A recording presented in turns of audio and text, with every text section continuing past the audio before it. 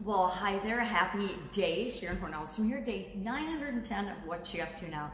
Documenting the journey as I transition from the brick and mortar world, corporate America world. I spent over 25 years, over a quarter century in corporate America. And I've been in businesses, like 27 or more different businesses over the last 47 years. I know, I look that old. But a couple of years ago, I had the opportunity to do something totally different with my life. And I said, okay, well, what do I want to do? And I thought, well, I've always been curious about this online internet thing. Why don't I look into that? And so I hopped online and I started doing different things. And every path I went down, since I didn't have a huge plan or an upfront idea of what I wanted to create or do online, I was very easily swayed and sucked into the massive behemoth that the internet is, and down different paths of learning, thinking that I had to learn all this stuff. And every time I learned something or heard about something, I thought, oh, I gotta go learn that in order to do what I want to do. And so I spent about a year and a half just going down every rabbit hole. And I'd try a little something and I'd get a little success, but I wouldn't feel like it was, I felt like something was missing, so I had to find another shiny object. Never heard of shiny object syndrome until I came online. Also, never heard of FOMO, fear of missing out. And I think that's funny. One of my friends was like, how did you never hear of FOMO? I'm like, because I didn't feel like I ever missed out on anything. If I saw an opportunity or something that I wanted to do or a business I wanted to get involved in the offline world, I just did it. I never thought about the fear of missing out. I guess it's the same thing. Fear of missing out is the same thing as looking at opportunity costs from the standpoint of what's the cost of not following this path or doing this project or you know, going after this opportunity. So I guess I thought about it, but it just had a different name. But to me, fear of missing out, it plays up on fear.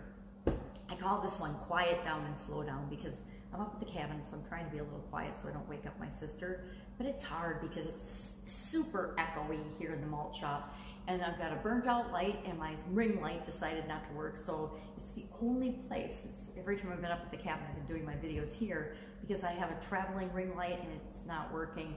But I don't ever want to pack up my light and stuff from home just because I'm coming up to the cabin. So funky sound because of the echo.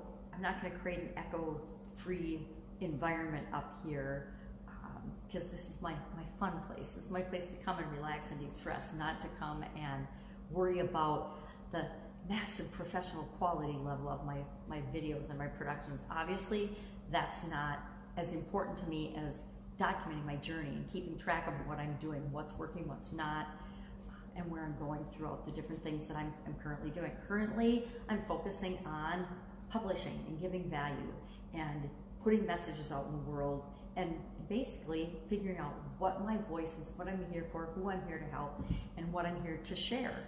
And that's the current journey that I'm on and what I'm working on. And as part of that, I'm landing on challenges. I love challenges. I've loved challenges my whole life. I've done challenges my whole life. I've been doing challenges for decades for myself and other people. I just never realized that it was a thing until it started to become really popular online. And since then, I've done lots of different challenges, different length challenges, different purpose challenges. They're always with a purpose to get a result. And sometimes it's just selfishly to get me a result. You know, at the end of last year, I did a 90-day blood pressure challenge because I needed to lower my blood pressure. I've done all kinds of different success and different strategies and different technical challenges, but I've also done a lot of challenges to help in the softer side, the other areas of our lives, because I need help on those, and I think most people do. We don't even realize that we do. Sometimes we know that we need an attitude adjustment, but how do we get an attitude adjustment on ourselves? How do we even get an idea that we want to change our mindset or our attitude? You know, there's a lot of people out there trying to sell, you need to change your mindset, it's all about your mindset. Yep, it sure is, but guess what? I don't even know if I have a mindset problem or a beliefs problem that I need to do that. So I'm not looking for that. None of us on the planet are looking to change our limited beliefs. We don't even know they're limited beliefs, because guess what? If we knew they were limiting beliefs, we would change them. It's just like being triggered. If we knew consciously that somebody was triggering us with a pattern of behavior, we would change it if we knew it wasn't in our best interest. But normally, there's so many things we filter out, we just don't see those things. So Get Up and Go Challenge is a challenge. I'm doing a 30-day, and I started doing the Get Up and Go Challenge in response to COVID-19, and not really in response because I was always doing challenges, but as a, what the heck can we help people do? What the heck can I help people do right now, given all the uncertainty that's going on in the world? Because one of the biggest and most basic human needs for me and for everybody else is to have a sense of certainty, to know, we like variety, right? But we also hate uncertainty. We need to know where our next meal is coming from, where we're going to lay our head down and sleep at night, that we're safe and, I mean, physically free from harm. Not a lot of that going on right now. I mean, there's, I live in a town that I assumed and felt would always be 100% safe until I live close to Minneapolis, until the rioting things began in Minneapolis. And then guess what? We didn't feel safe. And it doesn't have a frickin' thing to do with white privilege. It has to do with the politics and the nonsense that's going on in our country right now. And frankly, there's a whole lot of people that should feel very, very ashamed right now, because what's going on in America is not protests. Once you cross that line of violence, it ain't protesting anymore. It is illegal action that needs to be addressed. And everyone needs to be 100% responsible and accountable for their personal choices and actions and activities. Everybody, all of us, me included. If I do something wrong, I expect 100% to be held accountable to the consequences of that choice that I made to do something wrong. I don't care what it is. But once you cross that line, don't call it something different because you're in the media. That's not reporting. I'm so frustrated, and I don't even watch the news, so I'm not even as frustrated as most people. But I'm getting off on a tangent. I'm backing up, taking a deep breath, having a drink of water, and moving on. So, Get Up and Go Challenge was response to the uncertainty that's going on at least in my neck of the woods and in the United States as a whole, in response to that, so that we can personally manage our own situation, because nobody's going to do it for us. That was the topic of the preliminary Get Up and Go challenge today. I'm going to do a 30-day challenge starting August 1st on my Get Up and Go challenge page, and leading up to that, instead of just not doing anything between two challenges, I've done, in the whole month of April, I did a 30-day Get Up and Go challenge, I guess I didn't do it by myself.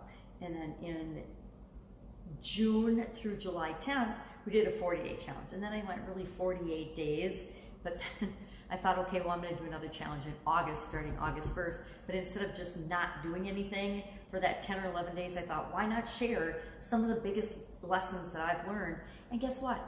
I can't do it for you, but I can sure share my experience and hopefully shortcut the process of figuring out some of these things for yourself. I mean, and maybe you already know that nobody can do it for you. Maybe you know that ultimately you're the one that is got to choose what's right for you in your life, but a lot of people don't. I lived a lot of years in my life thinking I didn't have any control over my life, over the choices, over the feelings. I just thought I had to respond like everybody else to what was out there in the world.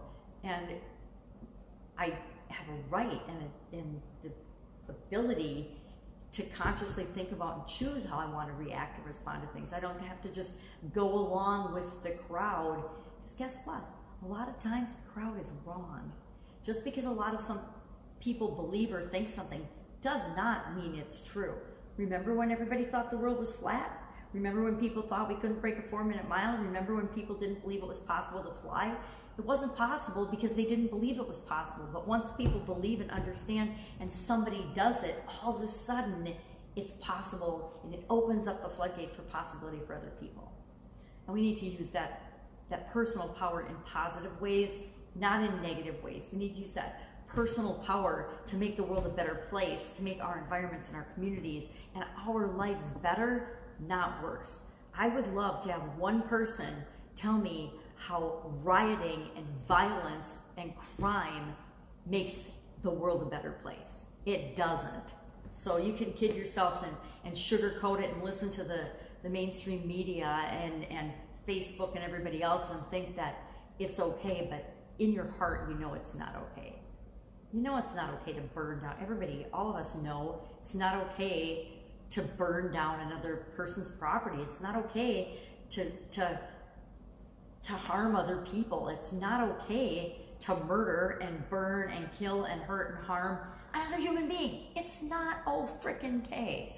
All right, again, back off on that tangent. Fun challenge today was all about being comfortable in your own skin. It says be a turtle and where do you feel as comfortable as a turtle feels in his or her shell? And share that in the comments below. Supersize your business idiom today was laugh out of the other side of your mouth. And that one was a stretch for me. I gotta admit that I've never really, I don't think I've ever heard anyone say laugh out of the other side of your mouth, meaning of course that you're disappointed after something good or happy or successful happened. And so you'll be singing a different tune or waiting for the shoe to drop or something else. I've heard other expressions that mean something similar, but that one was new to me. And it's been around since the 17th century in England. So lots and lots of millions and millions of people have been exposed to and heard me use that expression. I'm just not one of them up until the point of covering it for my Supersize Your Business page today. Otherwise, working on, I do need to decide exactly what the 30-day challenge is going to be about. I will admit my process is to get out a piece of paper and just 1 through 30 write what I want the topic to be for each day, and then secretly, as the day comes, as you'll see, tomorrow is P8, and this is all I have done. I have life isn't fair. That's going to be the topic of tomorrow's sneak peek. Tomorrow's share for the Get Up and Go challenge, and that's how I do it. That's my process. I brainstorm the ideas, and then I take action and I implement the ideas because nobody can do it for me. So I knew I do need to spend some time today mapping out and thinking about, okay, what are we going to do? What are the goals? What are the results I want to see people be able to achieve and guarantee that they can achieve throughout this 31 day challenge? People, guess what? We can do miraculous things in shorter periods of time than we ever imagined possible if we just put a little consistent effort toward it. It's amazing what we can accomplish in any and every area of our life. That's it. That is all I've got today. I'm going to be packing up soon. We're leaving for the cabin. It looks like we might be getting the rain today that we were supposed to get yesterday. Yesterday was a beautiful day here at the cabin. It was supposed to rain and thunderstorm, and it was a little cloudy and overcast periodically. It was definitely hot and humid, but I don't think we even got 3 drops of rain, so we lucked out from that standpoint. Here, guess what? None of us can control the weather. We just have to respond and react to whatever happens. I don't remember ever getting super upset about the weather unless there was a big event planned and we got rained out or something. And then I didn't really get that upset about it. It's just we figured out an alternative plan. What are we going to do? It's raining outside and we're supposed to have a picnic, or we're supposed to have a party. Okay, well, we're moving it indoors, or we're moving it in the garage, or we're getting a tent, or we're solving the problem. So solution-based. I say focus on the solutions, not on the problems. And I don't know why we fall for people's manipulation and corruption and fear-mongering and scarcity building strategies. I'm going to start speaking out more against the whole lack and scarcity thing because I'm really fed up with it. Capitalism is not about lack and scarcity. Marketing and advertising might be, because that's a good way to get people to do what you want. So is fear, right? Oh, just focus on the problem, exacerbate the problem, make them just really hurt and really feel bad about the problem they've got, and then swoop in and tell them your solution and everything will be hunky-dory and they'll buy 1 million of them. You know, I hate that. And I don't think I'm alone, right? I don't think I'm alone in not wanting to be manipulated.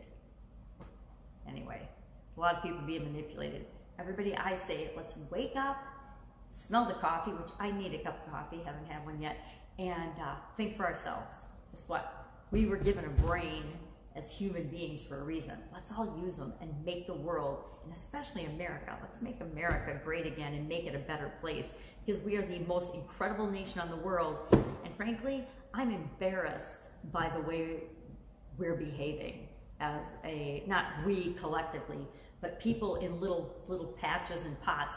and the fact that we are giving them attention and sugarcoating and lying about what they're doing and putting a face on it that's absolute, complete, and utter BS, that is something that we can all feel ashamed of, that we're tolerating that and accepting that people aren't being held accountable for their actions because they need to be.